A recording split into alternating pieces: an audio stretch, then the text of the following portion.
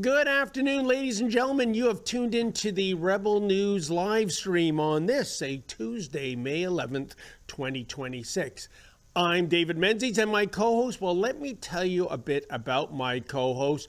Folks, do you know that today is National Twilight Zone Day?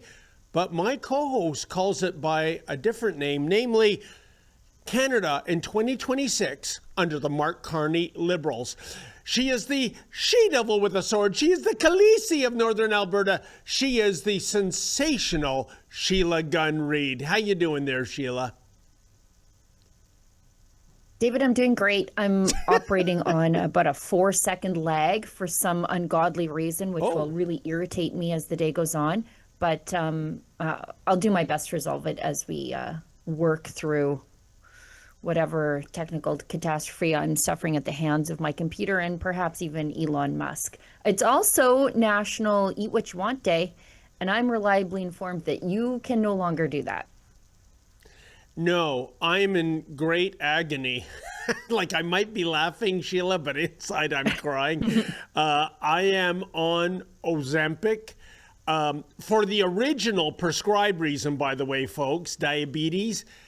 It is killing me. I don't know if I think the cure might be worse than the curse. And Sheila, God bless her, has been giving me nutritional advice about Ozempic. And probably was your goal, Sheila, to steer me away from this evil thing? Yeah, it is completely. I don't think it's good for you. I'm never going to get an endorsement from Novo Nordisk.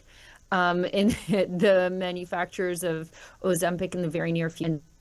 So I don't know if you're taking all this very, very seriously, but we should tell everybody what we're doing around here. Yes. Before you do, Sheila, maybe I'll... Okay. Since it's National Twilight Zone Day, I want to know what your favorite episode of the Twilight Zone is, because many years ago, I was on a press junket to Disneyland for the unveiling of the Twilight Zone Tower of Terror ride, and I got to meet Rod Serling's widow, lovely lady, and I had to ask her what was his favorite episode, and she gave me the answer, Walking Distance. I was blown away because that is my favorite episode. And yes, if you must know, folks, I always cry at the end because I'm only human. So Sheila, your favorite episode? My favorite episode is whatever episode I'm living in right now, dealing with this internet lag. I'm like, as I said, 4 seconds behind. Okay. I feel like I'm living in the past, but trying to catch up, and I wish that it would stop right now. But let's tell everybody what we're doing around here. It seems as though my connection has cleared up a little bit, where I'm not as blurry and pixelated as I was before, but I am a woman rapidly speeding towards 50. So the more pixelated I am, both in real life, but also on TV, I think the better.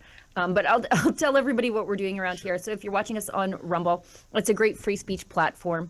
If you want to support the work that we do over there and do it out of the goodness of your heart instead of the compelled nature that the federal government makes you support platforms that you dislike. Let's just say CBC, Global, CTV, whatever. You can leave it's called a Rumble rant on Rumble. That's their paid chat over there. If it's over the $5 US cutoff, we're reading it on air.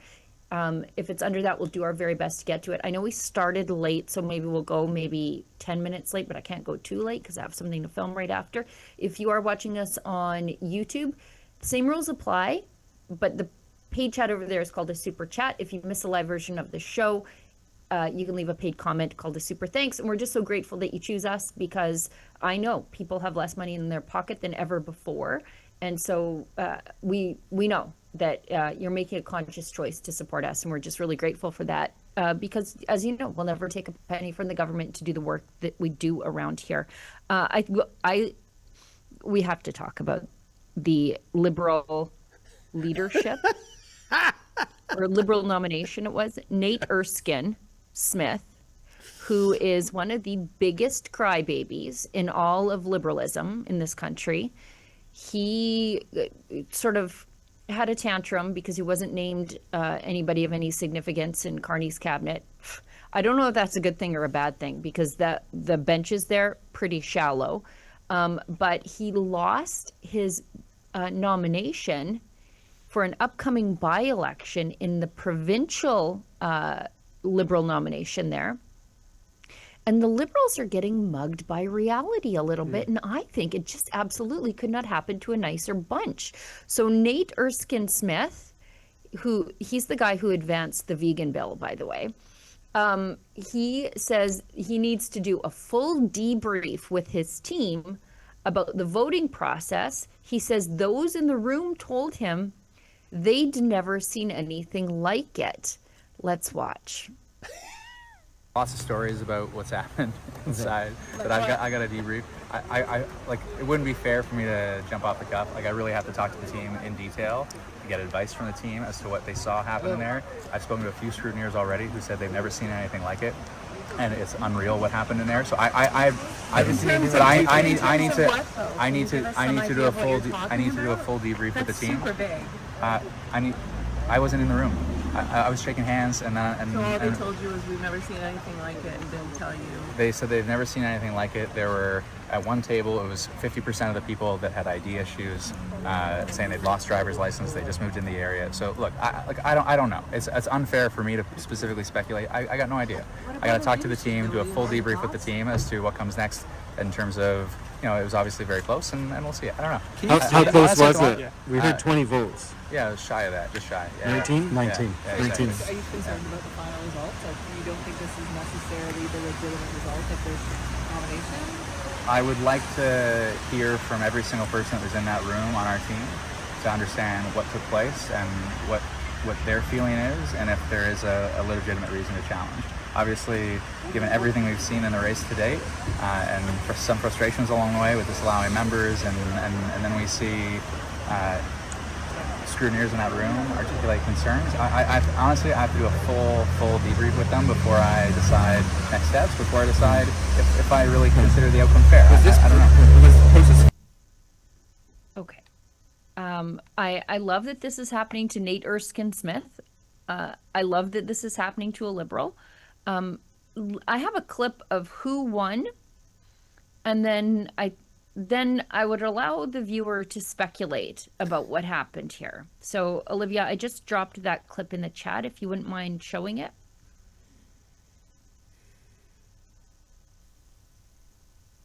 I'm sure I did. After his win tonight. It's a very high-tense nomination race. I had never seen a nomination race like this, you know what I mean? So feeling is great, of course, you know what I mean? Because whole community was behind me, Scarborough Southwest. That was the proof on the result today. All right. So I know exactly what happened. I don't think we need to speculate.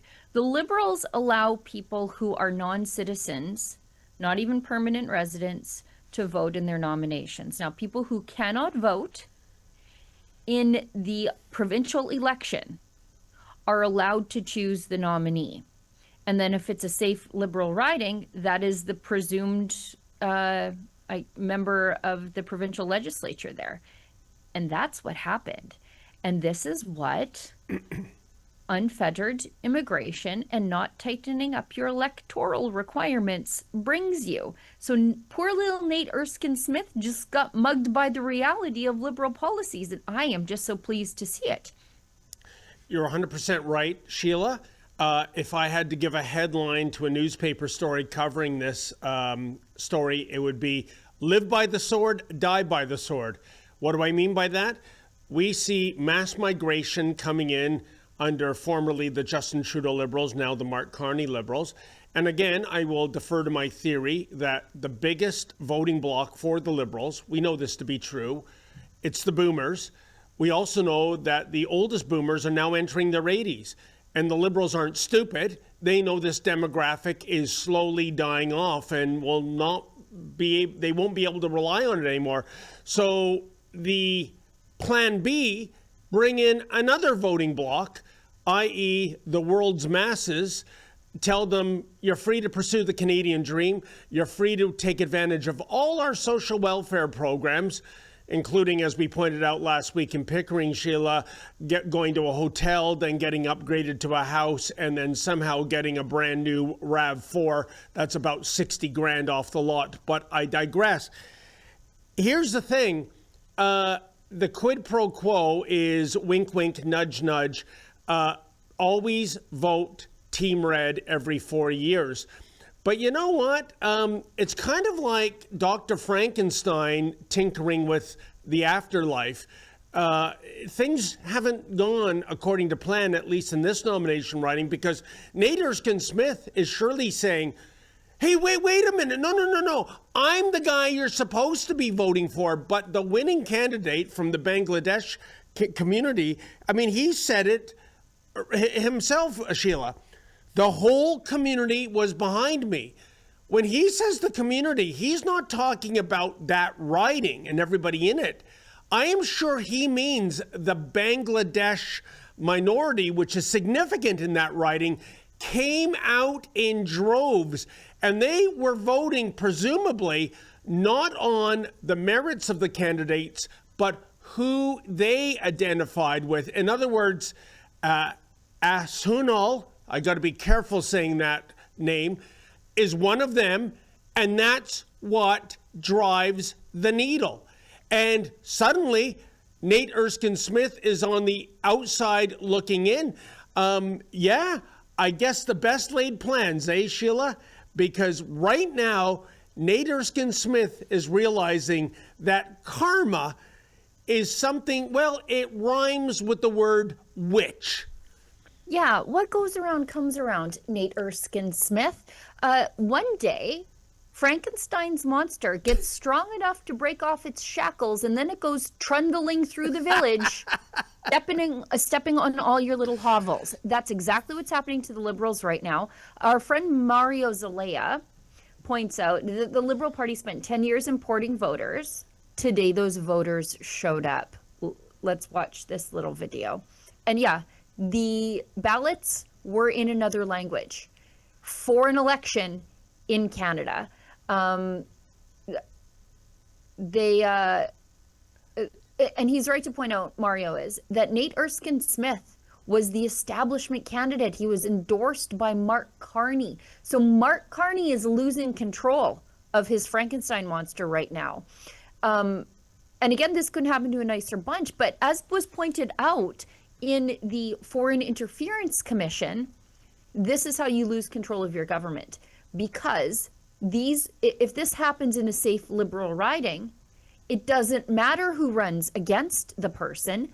This person is going to be the member of the provincial legislature. That's it. That's how, you see foreign interference unfolding in the federal nominations as well, where you see these guys who are contaminated by Chinese influence winning the nomination. And then if you win the nomination, you just win the seat. The same thing happens in Alberta with Conservatives. Look, if you're nominated as the Conservative, you will go on to be the MP.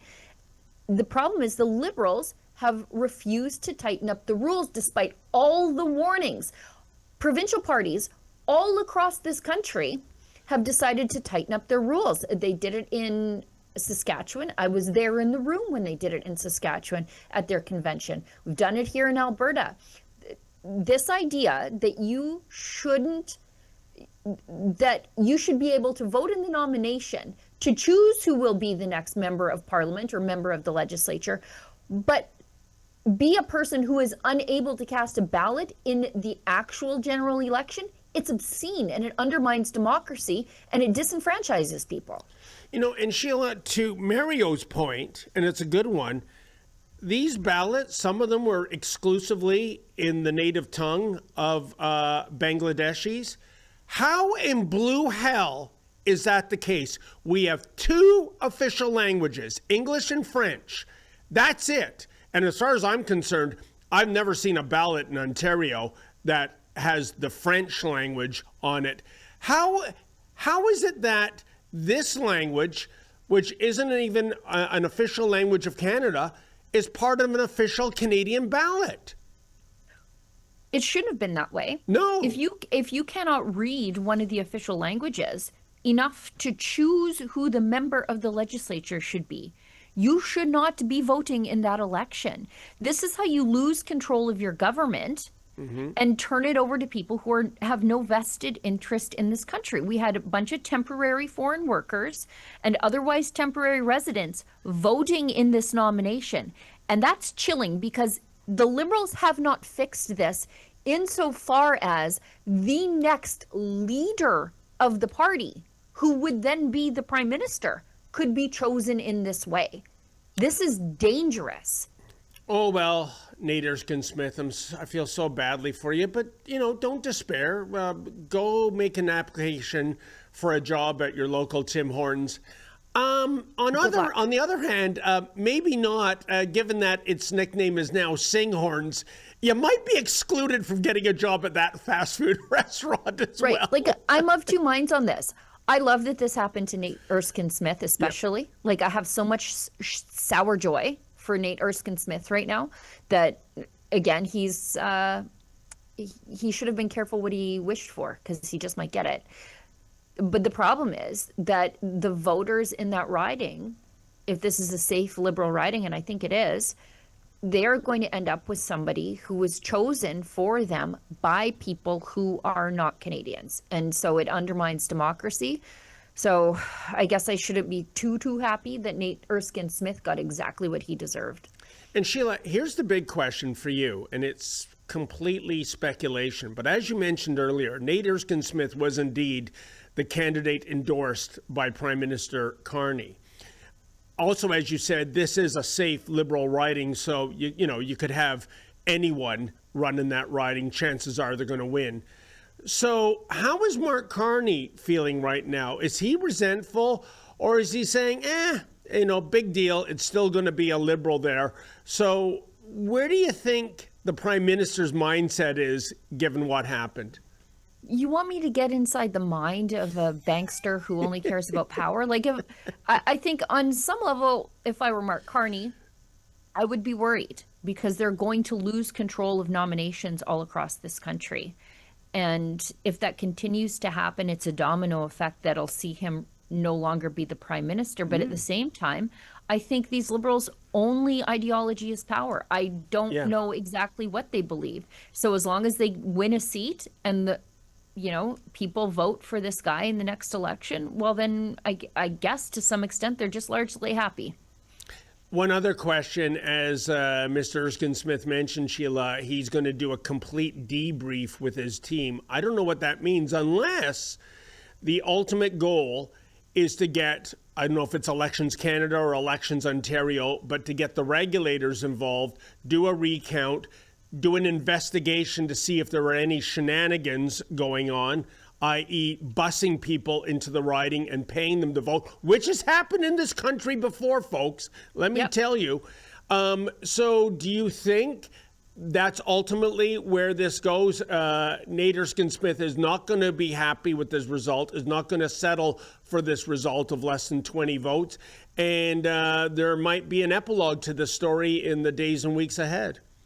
I mean, I'm sure he's going to ask for a full and complete elections investigation. I guess it would be Elections Ontario who would do that investigation because this is a provincial riding. 20 votes is close, but I think there's a strong potential here that according to the rules, his opponent won fair and square. The problem is the rules. Mm-hmm. I would argue another thing, Sheila. The problem is the watchdogs enforcing the rules. As we have seen, exposing the shenanigans and the corruption of sneaky Patrick Brown, we have caught him dead to rights on video, breaking Elections Ontario and Elections Canada rules. And basically, the gatekeepers go, yeah, but what do you want us to do about it? Oh, I don't know, enforce the rules?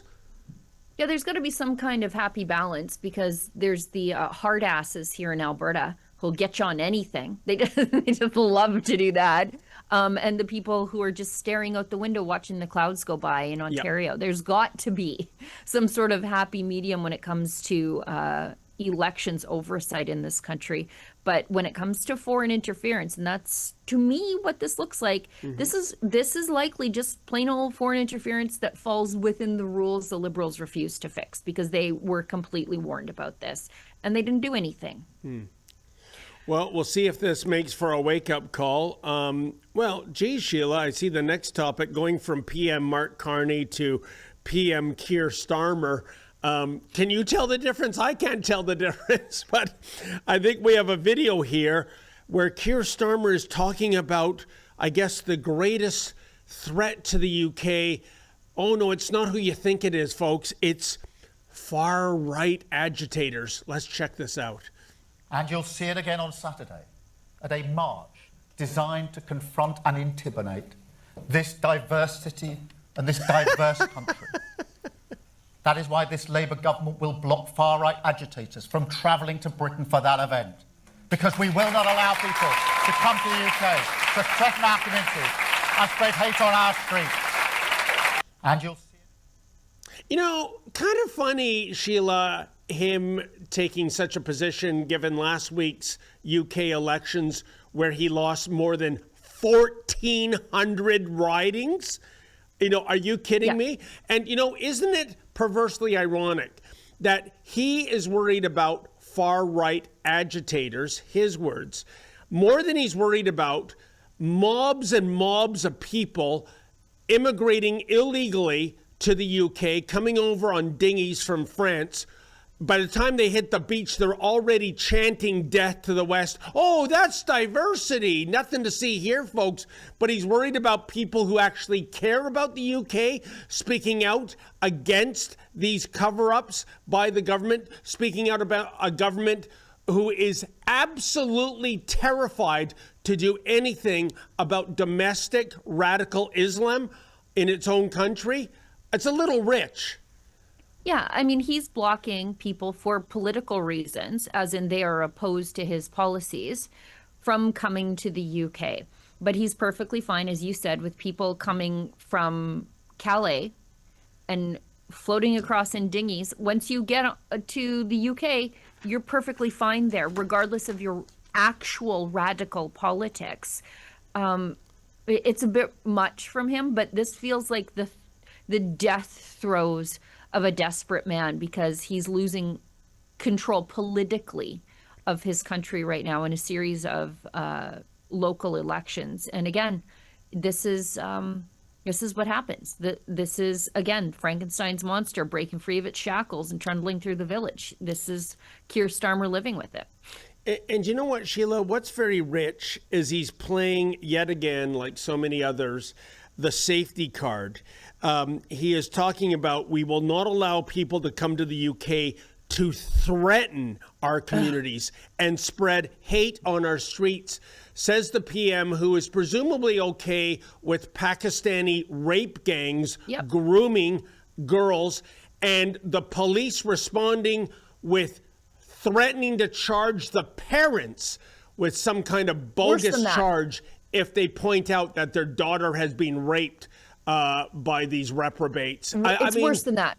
It's worse than that because in some of these inquests, the police are involved. Yes. And so that's why they took a very hands-off approach, which allowed this to go on for decades. So, you know, his biggest threat is the people outraged at that, and not the participants in it. The participants in that should be sent back to wherever they came from. They should be stripped of their citizenship if they have it, and sent back to wherever they come from. But his problem is people who might show up on his shores as visitors, going through the appropriate channels, by the way. And that's the real problem here, is people who might shine a light on his government's failures. People who got on a plane, got an e-visa, did the right thing. He doesn't want those people there. He's perfectly fine with the illegals, though. Yeah, and you know what's shocking, Sheila? I really believe that the UK, as well as other European countries, they are terrified of their radicalized Islamist minority. And I really believe this is the reason why you don't see the likes of the UK and France and Spain and Germany helping out Israel and the US in the Iran war to bring about, hopefully, regime change. They are terrified of a certain percentage of their domestic population reacting violently, as in terrorism. And for that reason, that's why they put the dampers on. Completely. Let's just bump ahead because we're already over halfway done the show. Wow. Yeah, isn't that crazy? Naheed Nenshi, for those of you who don't know, he was the former mayor of Calgary who basically didn't maintain the water infrastructure there to the point where they had boil water advisories. You couldn't use the water there. And then this year they're considering water restrictions there, as Nenshi poured money into like green policies, but never actually worried about people being able to turn the faucets on in a world-class city. He says that Danielle Smith, what did he say? He said Danielle Smith is following David Cameron's playbook from Brexit. I don't know what that means. I don't think Naheed Nenshi knows what that means, but he's referring to the provincial referendum wherein citizens, a completely grassroots movement outside of the political system at all, without any big backers, and frankly, with the entire political spectrum, the left and the right, the whole establishment against them, were able to collect nearly double the amount of signatures that they needed to trigger a referendum on secession October 19th in this province. 7,000 volunteers gathered up these signatures in the bitterly cold Alberta winter. And for some reason, these people being allowed to do this is so offensive to Nenshi that he says that Danielle Smith is not doing what's in the interest of Canada by letting these Albertans have their say. So let's watch this. But the issue here is Danielle Smith is following David Cameron's playbook from Brexit. You know, he said, there's no way this separatist referendum will pass, the Brexit referendum, but I'm going to use it as leverage with the European Union.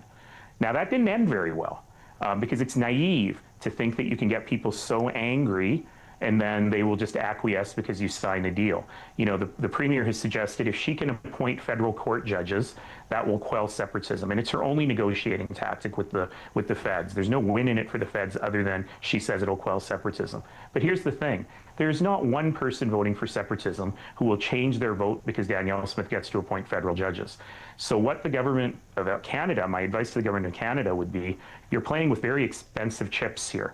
And make sure that what you're doing is right for Canada, it's right for Alberta, but don't just do it because Danielle Smith's political survival depends on it. Gee, Sheila, when did Mr. Nenshi begin stealing Jason Kenney's talking points? Right.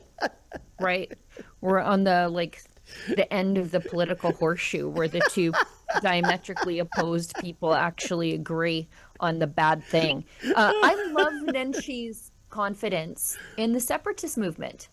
Yes, there's a lot of work to do. There are a lot of people they need to convince in the future over the campaign up until October 19th.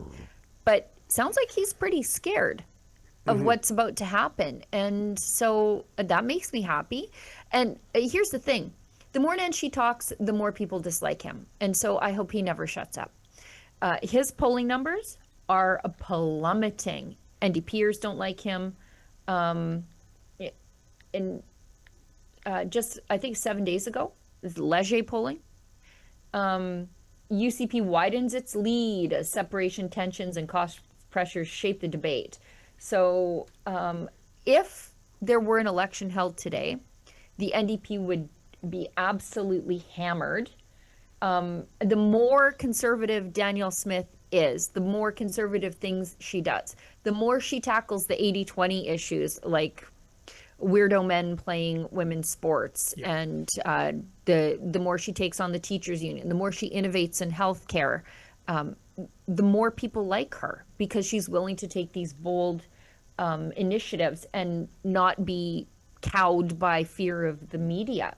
So I think she's supposed to pick up 9 more seats. And I remember that Nenshi was supposed to be the great savior of the NDP after Notley retired, but here it is. He's just absolutely getting smoked in the polls, and he thinks that he really has his finger on the pulse of what would move the needle politically, both federally and provincially. But people just don't like him, don't trust him, don't believe him. So keep talking.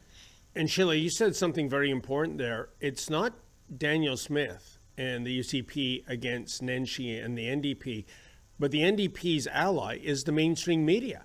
They are cheerleaders for this man. They despise the UCP and Danielle Smith. And yet, well, there's the results, I guess. Look at that. Yeah. I guess you just can't fool all the people all of the time, eh, Sheila? Yeah, and even the hardcore NDPers, like Notley's former cabinet, they don't appear to like him either. They thought that, many of them thought that they were the next presumed leader of the party, and then he came from the outside as the failed mayor of Calgary to lead the party. He had name recognition, I guess, and so the establishment of the NDP, he actually wasn't their choice. Again, that Frankenstein monster showed up, and they lost control of it. And so anyways, they got Nenshi, and the party is doing worse than ever. And again, couldn't be happier about it, despite all their help from the unions, from the mainstream media, from the feds. And Naheed Nenshi has basically accused Danielle Smith of being a foreign agent for some reason. And Danielle Smith responded to this at Canada Strong and Free Networking Conference. She made some remarks saying that you would never get higher security clearance because you have, quote, proven yourself to be a foreign agent. He then said he hoped you wouldn't share the information you received through that clearance with the independence movement leadership. Could you please comment on those remarks and accusations made by the leader? And of course, what's your message to Albertans that are growing impatient after your meeting with Mark Carney? Well, he's becoming increasingly unhinged. I think people are seeing that, and the antics that he's engaging in, where he simply just makes things up and doesn't tell the truth, it's really damaging his credibility. I do, in fact, have top secret status, and I will, in fact, be getting a briefing from CSIS, because it's my job. Our province is a major energy producer in the world, and we have the potential to be a target from all kinds of bad actors. And to protect my people and my industry, I need to be fully apprised of what's going on. And so that's what I'm going to do. And I would hope that the leader of the official opposition would be a lot more constructive and a lot more truthful when he takes the mic next time. Oh, I don't know, Sheila. When it comes to foreign agents, Danielle Smith, Tokyo Rose, can you tell the difference? I can't tell the difference. She is right. These are unhinged antics. Like, he's just making things up out of whole cloth and saying them. And the media will run with them, because we saw it last week play out over the course of about 14 hours. In the morning, experts said that they examined how many times RT and other Russian-linked news agencies had talked about Western independence, and saw the uptick in that as foreign interference. in the independence campaign. By the afternoon, the RCMP came out and said, no, we're watching this very closely. We don't see any foreign influence in this. Why? Of course, because talking about a newsworthy thing, whether you're Russian linked or not, doesn't mean that you're influencing it. You're just talking about it. Why wouldn't they be talking about something of international significance in the period in which it was happening? They're like, it's increased since the end of 2025. Yeah, that's when they were collecting signatures. So it seems kind of newsworthy.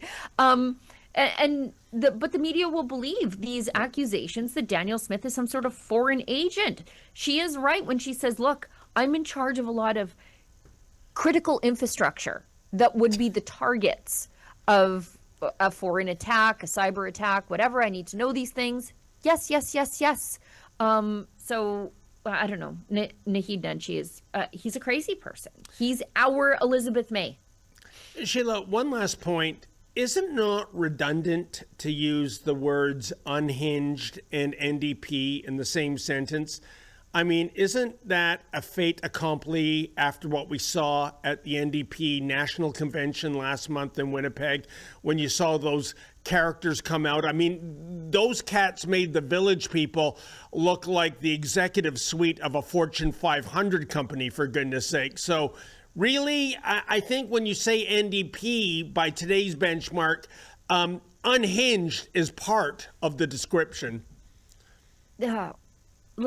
Unhinged mainstream media.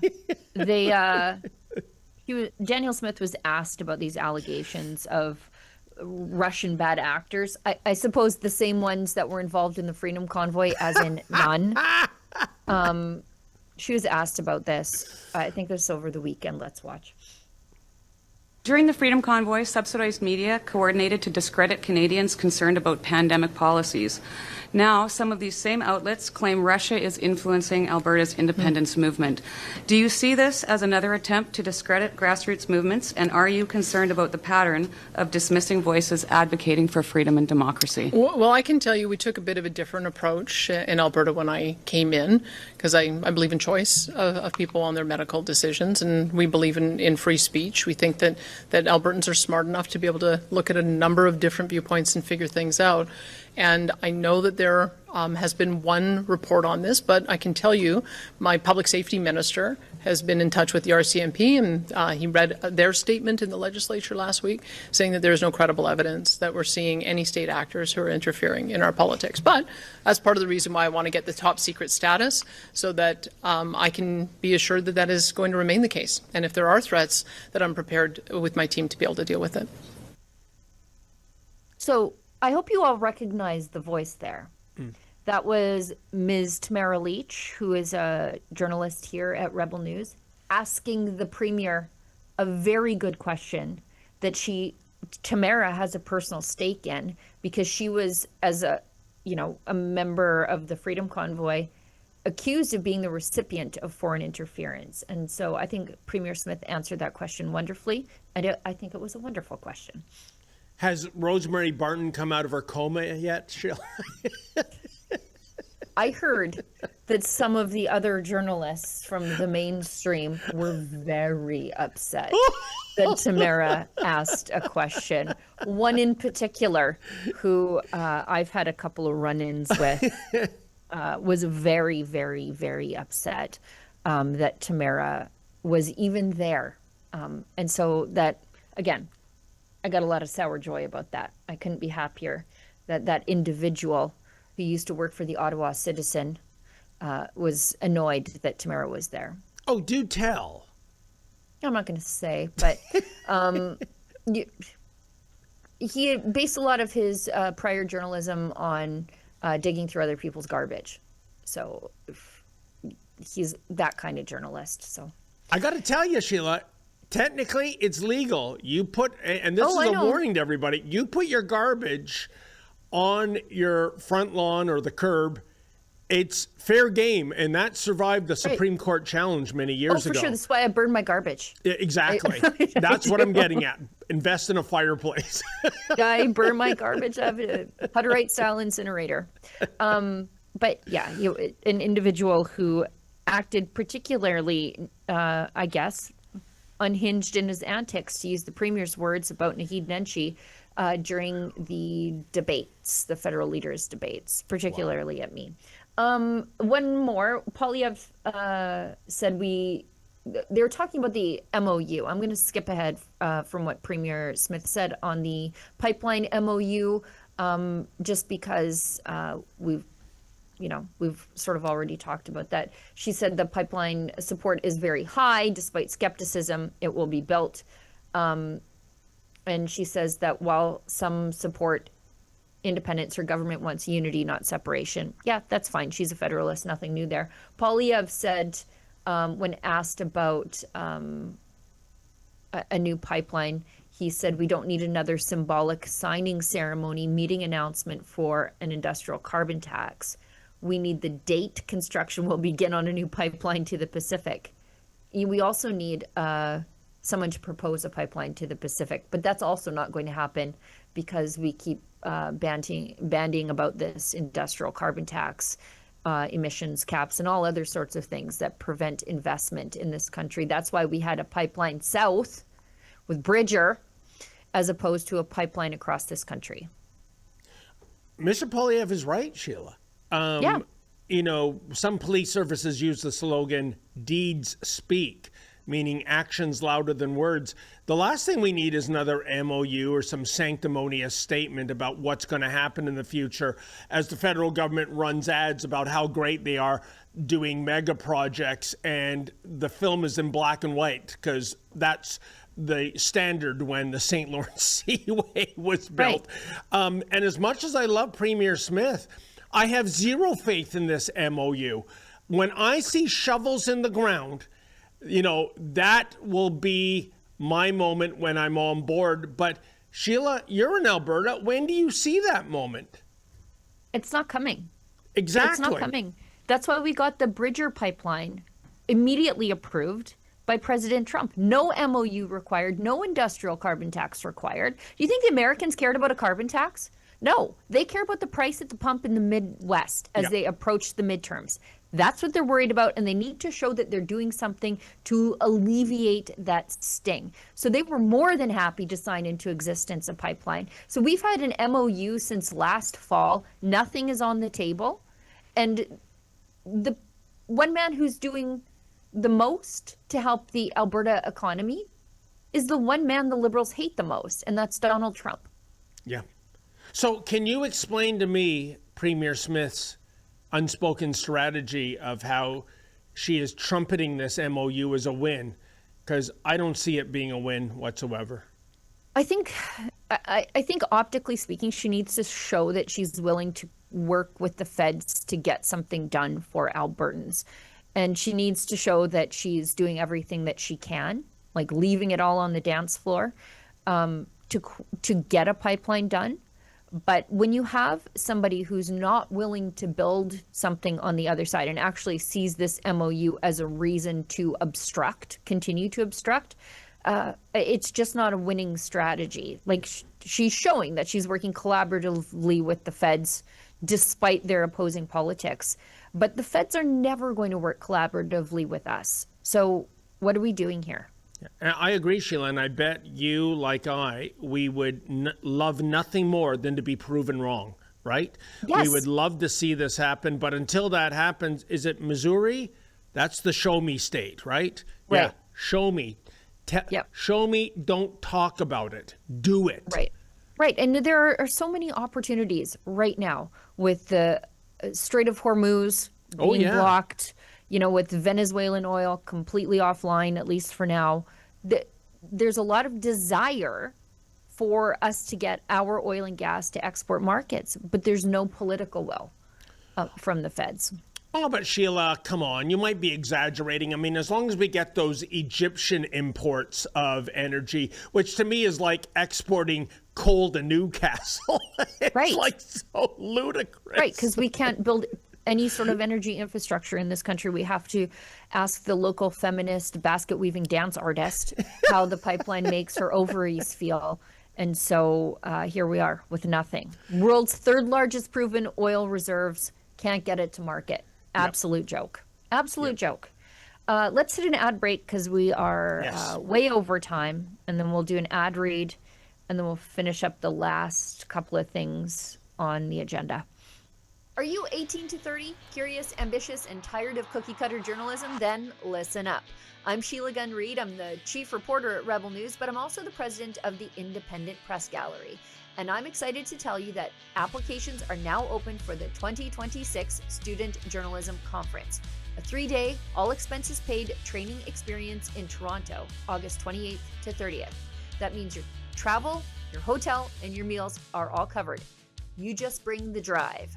This isn't a lecture hall snooze fest. It's hands-on reporting, real-world skills, practical training, and direct access to experienced independent journalists who know how the media landscape in Canada actually works.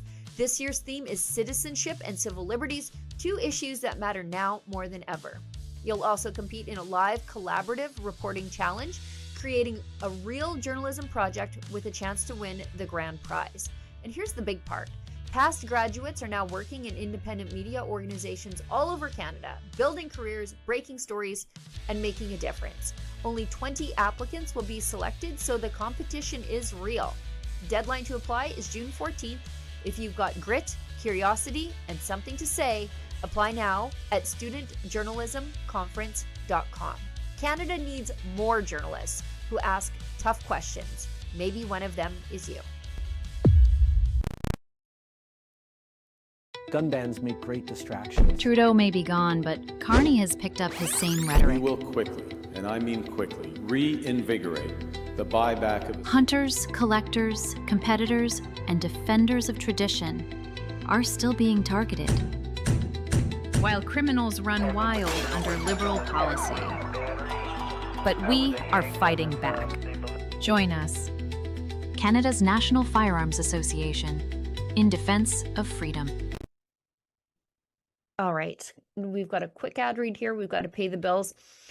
How much control do you actually have over your money right now? Technology has changed everything, and now it's changing how money works. Crypto started as a niche. Now it's going mainstream. Faster payments, more control, fewer middlemen. This isn't hype. It's where things are going.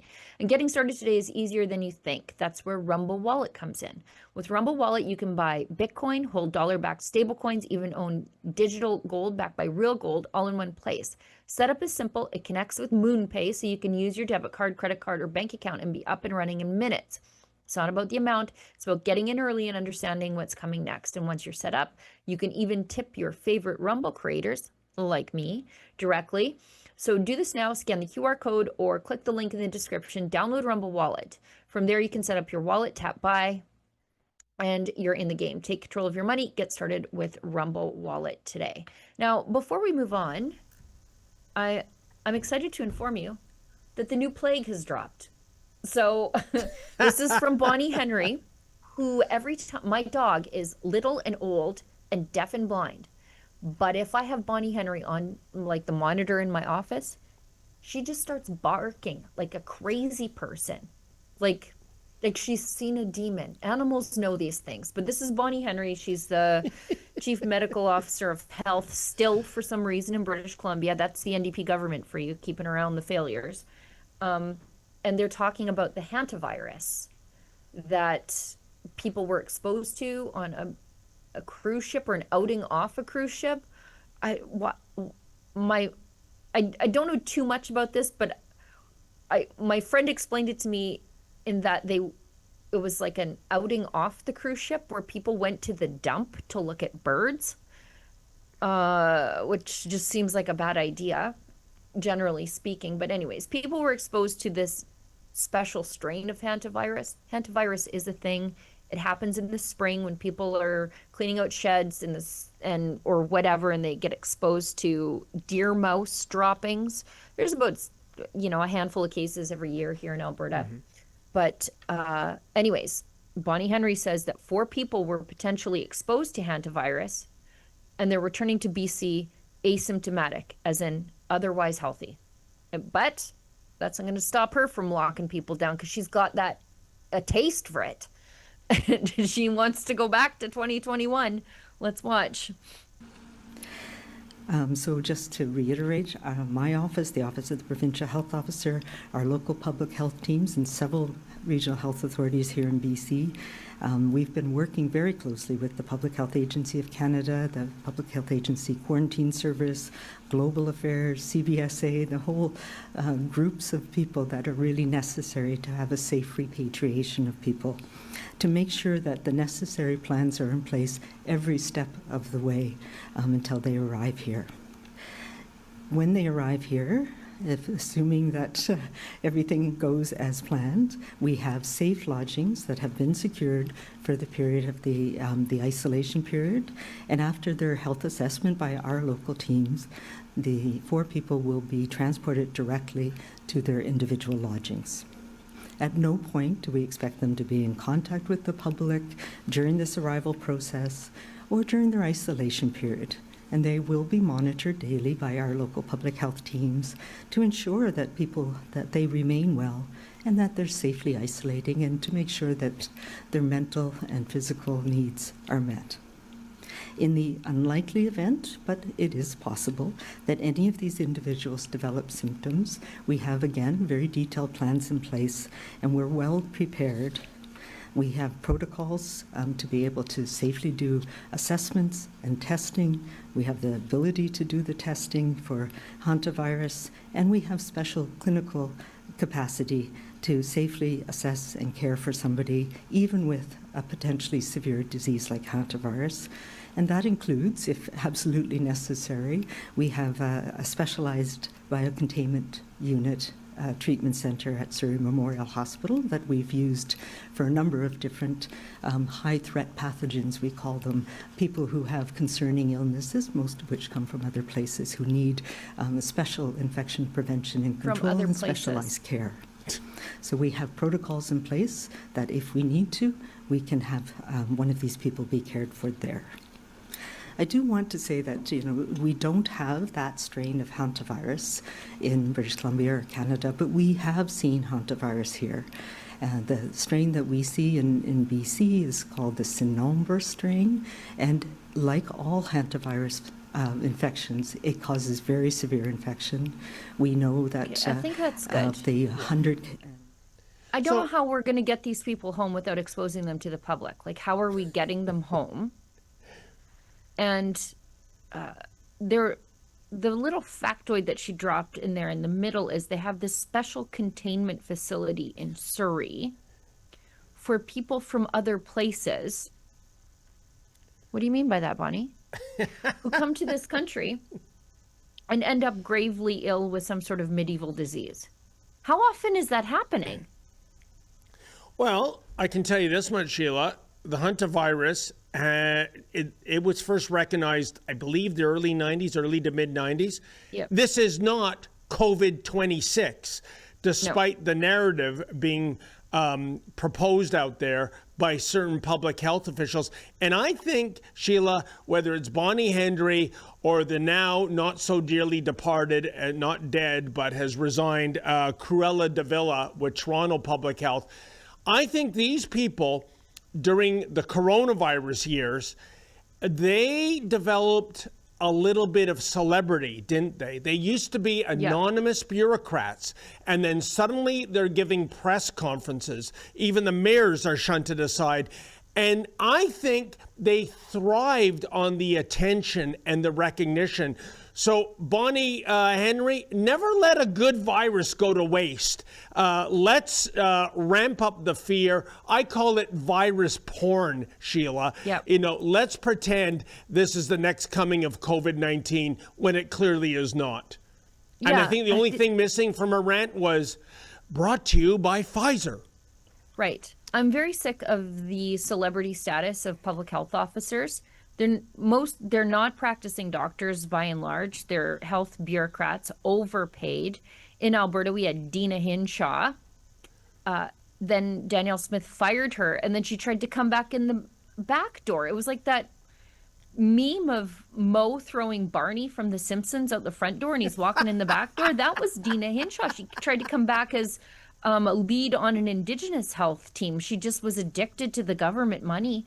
I I liked her much better when we never heard from her, except for the random press conference that she would give every June, warning people about the rise in STDs post Calgary Stampede, and to just be safe out there. That was the only time we heard of Dina Hinshaw before she was giving daily celebrity status updates with the COVID hand sanitizing ritual at the podium. And these people like the attention.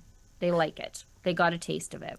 Sheila, I might be wrong, but was it Bonnie Henry who had a winery, I think, in BC? Yeah, and she wrote a book right in the middle of COVID, too.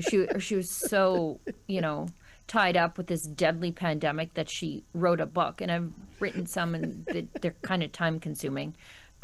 She wrote this tome about how important she was and how hard things were for her in the middle of COVID. Yeah, anyway.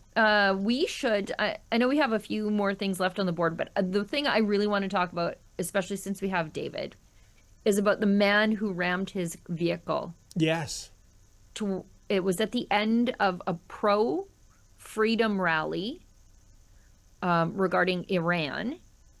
And he ran his car into the rally in Richmond Hill. He hit several cars. Then he pulls out the Islamic Republic flag and waving it. And then I watch a lot of police body cam footage on YouTube just when I'm out on a walk or whatever. I don't know why. But surprising number of people fake either a mental breakdown or a medical emergency, thinking that police will be like, oh, I guess you're innocent then. It seems as though this guy did this too. And we've got some news from our friends at Leviathan about who they think this person is. So let's watch this. Our Scarlet Grace has the video. Let's watch.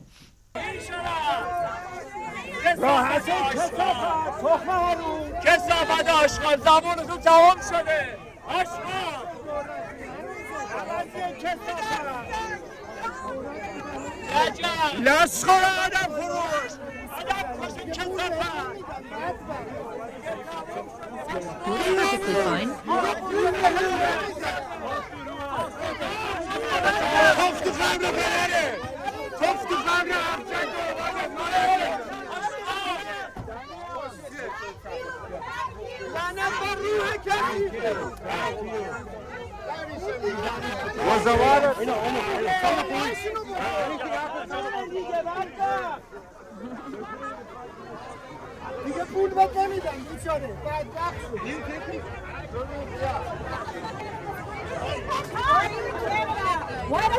There's no word. You hit too close, right?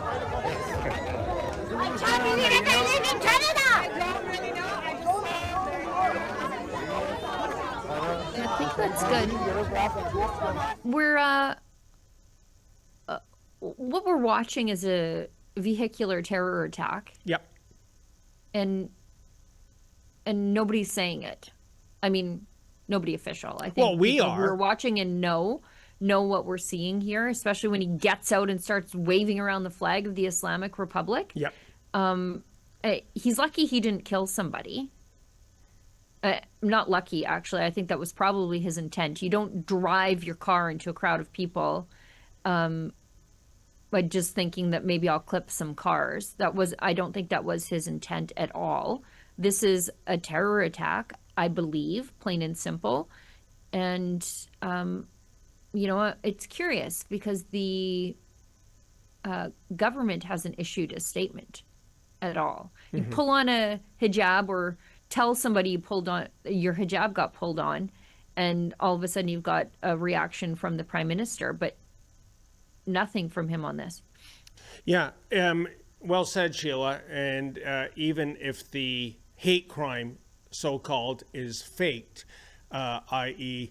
a Asian man ripping a hijab with his scissors, which proved to be an absolute fantasy. But then the left said, yeah, but it could have happened, so there's no apologies needed. Let me tell you something, Sheila. That library is literally within walking distance of my house. I moved to Richmond Hill in 1998. Oh boy, do I pine for the days when Richmond Hill was this sleepy suburban bedroom community of Toronto. And now you have the likes of this happening.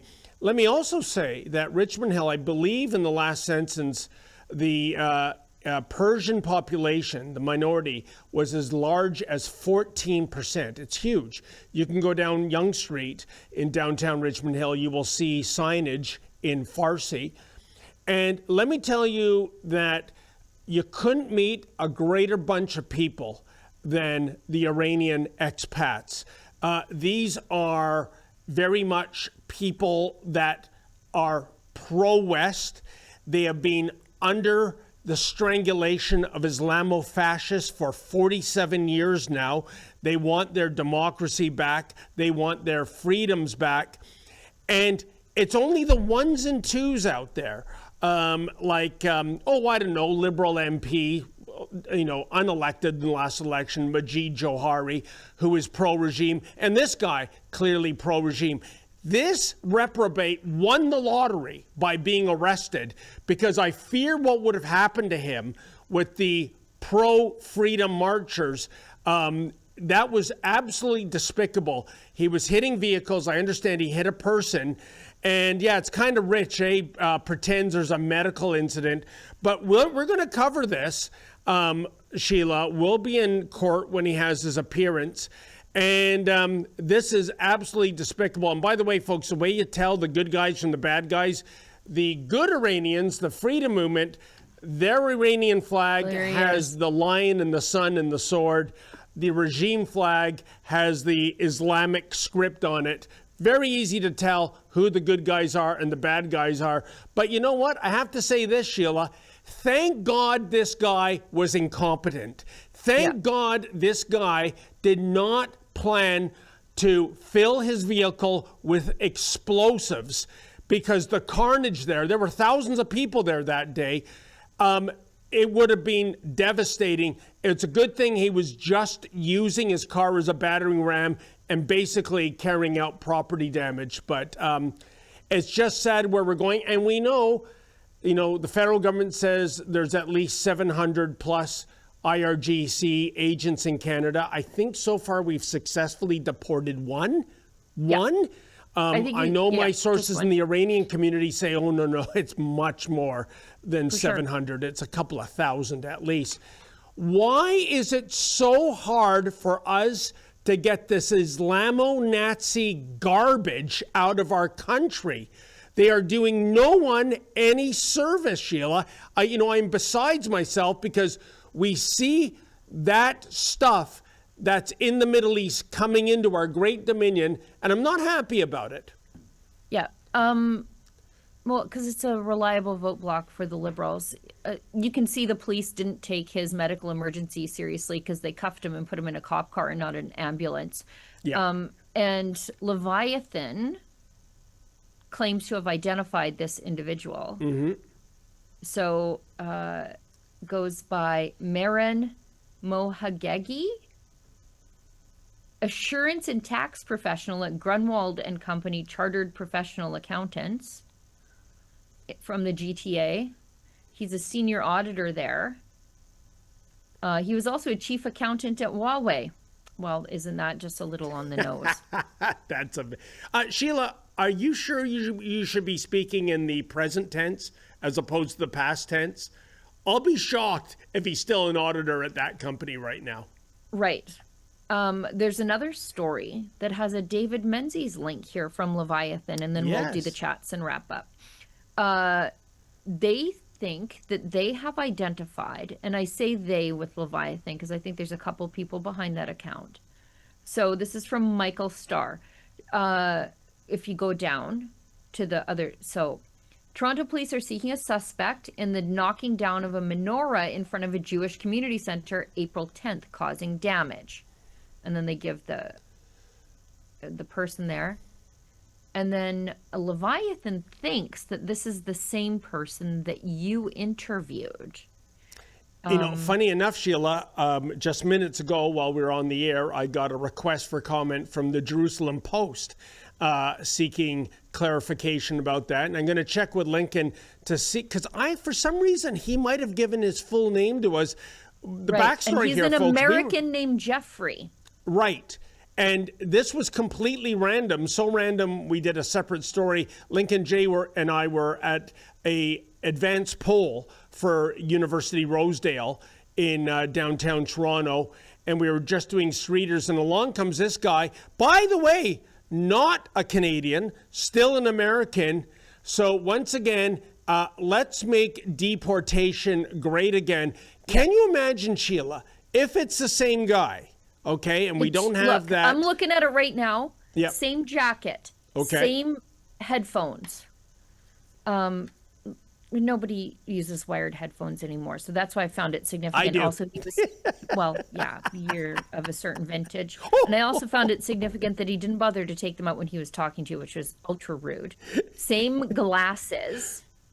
He did take some of the flare off his jacket, you know, like from Office Space, the flare. Yeah. He had all the bojangles and things of all of the causes that he cares about, but he left some of them on.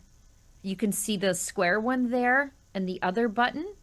That's wired headphones and the same frame on his glasses. Oh, good. Well, aren't you a little Nancy Drew? Good for you, Sheila. So it probably is. And I'll just still use the word probably until we have verifiable proof. But the thing is, folks, if you go back to that video, like my jaw was on the sidewalk. I couldn't believe what he was saying. He is from originally the free state of Florida, of all places, not a blue state. Yeah, we don't take refugees from Florida to Canada unless they have some sort of crazy ideology that would benefit the Liberals, right? Well, it's you don't lose, leave Florida for Canada, okay? It's lose-lose because I believe either it was his wife or his fiance, she could not move to the U.S. because of her job, so he moved here. Because he's unemployed, probably. You know what? That's a good question. But he's not a citizen. And when you're a guest in a country, that's why we have deporthamas.com. If you're an international foreign student, if you're a migrant laborer, and you are breaking the law, be it chanting for genocide or carrying out vandalism or shooting up a synagogue, you got to pack your bags and leave. And that we have to get this garbage out of the country. When I thought he was a harmless crank, because what he was saying, folks, I mean, his words were outrageous. The Nazi concentration camps where they're kind of like Club Med. They had swimming pools. Yeah, he basically said Hitler was right. Yeah. And I remember watching that video and thinking, do I make editorial cuts on this for speed? Like, 'cause nobody's going to watch the deranged ramblings of a lunatic for this long. But I thought, I'm going to leave this as raw as possible because I think people need to see this in full, that this walks amongst us and is allowed to walk amongst us. Like, this is not a Canadian citizen with odious opinions. He's an import with odious opinions, and we can quickly export him. But the Liberals are never going to. It's shocking. And like I said, Sheila, saying the concentration camps had swimming pools and tennis courts, kind of like a Club Med. Yeah, I mean, even there. if that's true, I'm assuming it was probably for the Gestapo to use, not the inmates. Yeah, you can go to the concentration camps. They're still there. Mm-hmm. And even more odious in the here and now, was on record as saying to me, he wants the U.S. and Israel to lose the war in Iran. He wants American servicemen and servicewomen to be killed in this war. It is hard to believe somebody can be that deranged, although I would say the saddest thing about this guy coming to Canada, he'd be very popular in certain circles. We were talking about the NDP earlier. But let's see where this one goes, because he definitely crossed the line here. I don't care if this reprobate has a lot of free time on his hands. You don't go around carrying out vandalism. And if you're convicted, pack your bags. And too bad about Wifey Poo. She's going to have to give up her job and go to the U.S. And good riddance to both of them. Right. Right. I mean, who would have figured that a man who thought those things would allegedly knock down a menorah? Who could have seen that coming? Yeah. Let's get to the chats because I have to film something. First one from Alex Greer, 7700 says, I'll be back, emoji. Then we've got another one from Alex who says, gives us 279, says, best Twilight Zone episode, Queen of the Nile. David, do you know that one? I'm drawing a blank. Once upon a time, I would know. Can you send another chat with the basic plot outline? God, just Google it, David. Don't make him pay you.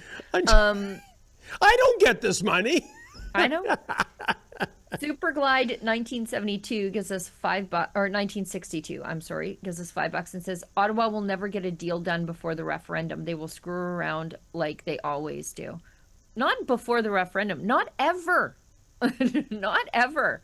We're done waiting around for these people. We'll do our own thing. Do we have another chat? No.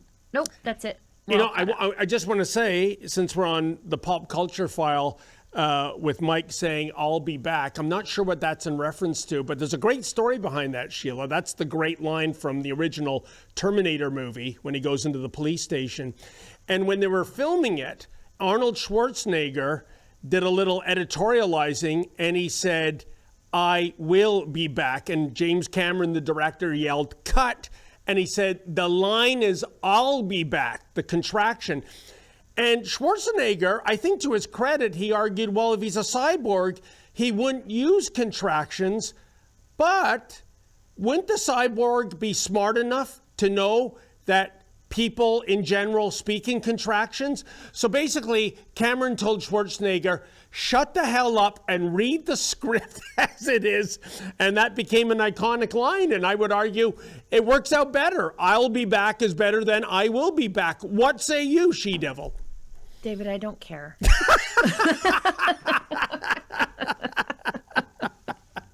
There you go. Okay, well, Sheila, it was a delight as always, and thank you everybody for tuning in, and a special thank you to those who sent super chats. I believe it is Sheila Gunn Reid and the lovely Lise Merle. Oh, she went on a field trip over the weekend that she just can't wait to tell everybody about. Oh, so she will be back though, right? Yeah. Yeah. So there's your dynamic duo for Tuesday, folks. I believe I'll be back with somebody to be named later on Friday for our Rebel News live stream panel discussion. In the meantime, as always, stay safe and stay sane.